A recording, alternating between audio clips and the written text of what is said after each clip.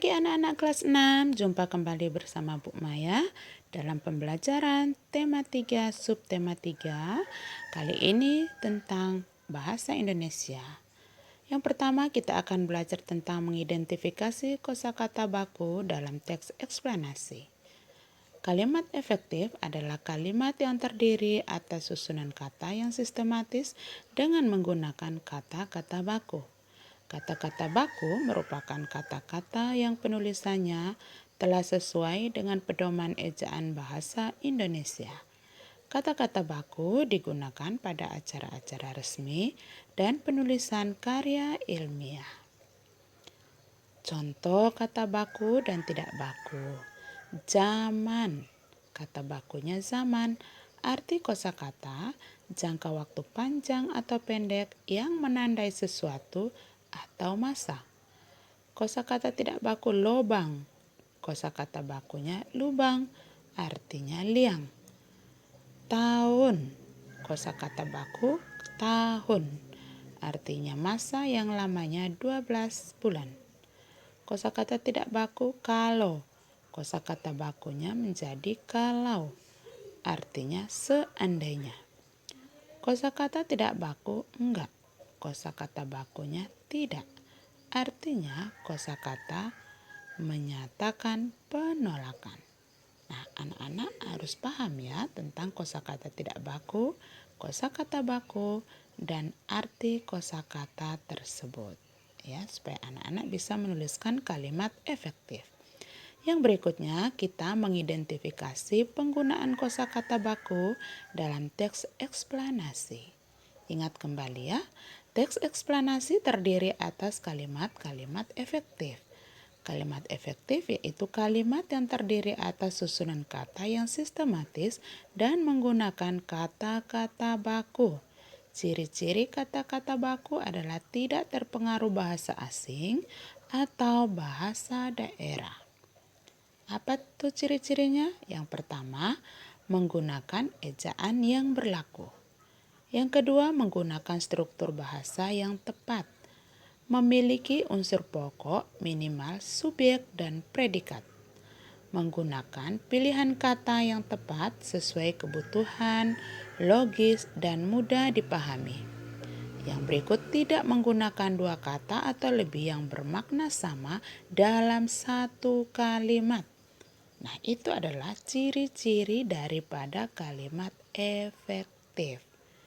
Anak-anak coba dipahami baik-baik, kita lihat contohnya. Kalimat tidak efektif, kita dapat mengatur lampu yang perlu dihidupkan saat membutuhkannya. Nah, kalimat ini dikatakan tidak efektif, alasannya karena menggunakan kosakata tidak baku dalam kalimat. Apa yang tidak baku? Dihidupkan. Nah, kalau kita perbaiki kalimat ini menjadi kita dapat mengatur lampu yang perlu dihidupkan. Jadi dihidupkan menjadi dihidupkan saat membutuhkannya. Ini dinamakan kalimat efektif. Kita perhatikan lagi. Pada rangkaian paralel, kita tidak perlu menyalakan semua lampu-lampu. Ini juga tidak efektif karena menggunakan kata-kata yang bermakna sama dalam satu kalimat. Apa itu? Ada kata semua dan ada lampu-lampu. Nah, pengulangan kata lampu-lampu inilah yang tidak efektif. Lampu-lampu artinya banyak lampu. Ya. Kemudian bagaimana perbaikannya menjadi efektif? Pada rangkaian paralel, kita tidak perlu menyalakan semua lampu. Ya, jadi lampu-lampu yang tadinya double dijadikan satu saja. Ya, karena sudah mewakili dengan kata semua. Kita lihat yang berikut menjelaskan penggunaan kosakata baku pada kalimat efektif. Kata-kata baku adalah kata-kata yang telah ditetapkan berdasarkan aturan tata bahasa. Kata-kata baku juga digunakan dalam kalimat efektif. Kalimat efektif akan mempermudah penyampaian informasi dalam isi teks kepada pembaca. Kalimat efektif harus memenuhi syarat-syarat, yaitu harus lengkap, logis, singkat, dan jelas. Lengkap artinya kalimat efektif sekurang-kurangnya harus memiliki unsur subjek dan predikat. Adapun unsur kalimat yang sangat lengkap adalah subjek, predikat, objek, pelengkap, dan keterangan. Nah, coba kamu lihat manakah dari ketiga kalimat berikut yang termasuk kalimat efektif? Ada Komang membeli, Komang sebagai subjek, membeli predikat.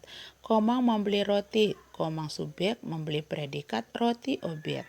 Komang membeli roti di warung, Komang subjek, membeli predikat, roti objek. Di warung adalah keterangan tempat.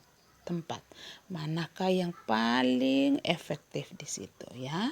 Nah, ya, yang paling efektif adalah C karena lengkap, sangat lengkap. Ada S, P, O, K. Ya, anak-anak. Nah, sekian penjelasan materi bahasa Indonesia hari ini. Nanti latihannya akan Ibu kasih setelah ini.